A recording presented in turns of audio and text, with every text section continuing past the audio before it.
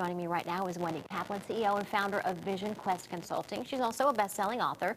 We are glad you're with us, Wendy. All right, so just to be clear, you're not saying throw the list out the window, but start with a different type of list, right? An already done list. Okay. An already done list is the perfect way to start any year, where you take a look at last year and what you've accomplished.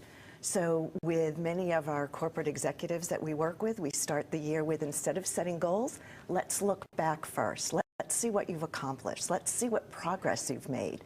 So then it can inform what you might do and make you feel proud of yourself for a change. It sounds like pretty much you want to really start with the positive, not the negative, right? True. So many people are negative or are analytical and have the little voice going on in our head that We can't says, help it. I'm not right? enough, We're human. I haven't done enough, I haven't reached my goals. And I myself had a goal. We run a women's leadership retreat once a year, and I had a goal to have 100 people there, and I only had 80. So the positive was it was a 20% increase from the year before. That was really good. And to focus just on the negative that I hadn't made 100 was not a great way to be inspired to keep going. Now you do have some tips to sort of get us going here. And the first one, it sounds like, continue to take stock in yourself.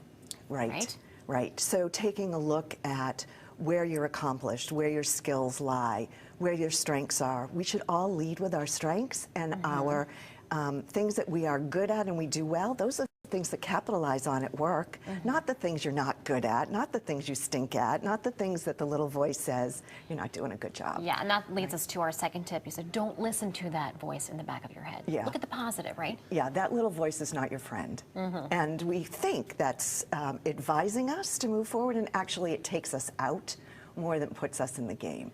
So in order to play a bigger and bolder game, you have to flick that little voice like off your shoulder. Totally. It's hard to do sometimes, though, isn't it? It is. All right, and then next we're talking about looking at what worked, what paid off, and what didn't, right? Right. So it's important to analyze what you did and what you didn't and where the gaps are. So you can decide if you care and whether you want to do something about it or not.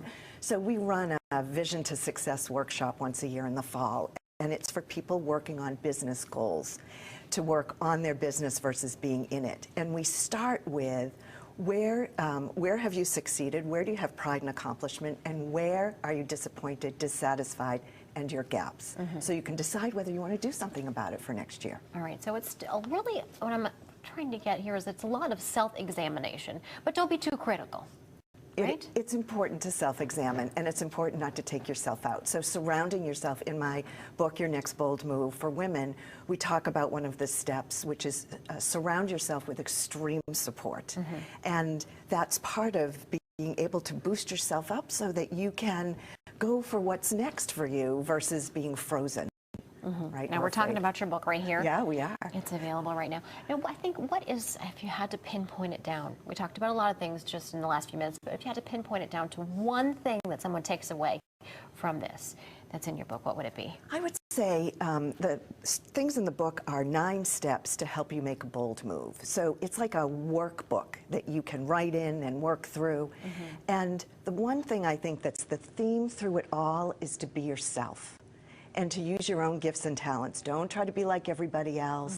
Don't try to stand tall or feel yourself shrink when you're next to somebody who you think is better than you are. Be yourself, everybody else is taken. No one else is you. That's no right. one else is as good as you, right? That's right. And again, love yourself, right? Right. All right, well, thanks so much.